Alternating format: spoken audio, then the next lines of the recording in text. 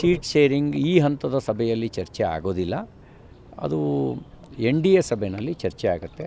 ಇದು ಕೇವಲ ಭಾರತೀಯ ಜನತಾ ಪಾರ್ಟಿಯ ಕೋರ್ ಕಮಿಟಿ ಆಗಿದ್ದ ಕಾರಣಕ್ಕೋಸ್ಕರ ಇಲ್ಲಿ 28 ಲೋಕಸಭಾ ಕ್ಷೇತ್ರಗಳನ್ನು ಗೆಲ್ಲಿಕ್ಕೆ ಬೇಕಾಗಿರತಕ್ಕಂಥ ಯೋಜನೆ ನಮ್ಮ ಪಾಸಿಟಿವ್ ಸಂಗತಿಗಳೇನಿದ್ದಾವೆ, ನಮಗೆ ನಮ್ಮ ವಿರೋಧಿಗಳ ದೌರ್ಬಲ್ಯ ಏನಿದೆ, ಅವ್ರದ್ದೇನು ಸಾಮರ್ಥ್ಯ ಇದೆ, ಇವೆಲ್ಲವೂ ಚರ್ಚೆ ನಡೆಸಿದ್ದಾರೆ. ರಾಜ್ಯ ನಾಯಕರು ಕೇಂದ್ರ ನಾಯಕರುಗಳಿಗೆ ಯಾವ ಸೀಟ್ಗಳನ್ನು ಉಳಿಸ್ಕೊಳ್ಬೋದು ಅನ್ನೋದ್ರ ಬಗ್ಗೆ ಏನಾದರೂ ಮಾತಾಡಿದ್ರು? ಆ ಥರದ್ದೇನು ಚರ್ಚೆ ಆಗಲಿಲ್ಲ. ಆ ಥರದ್ದೇನು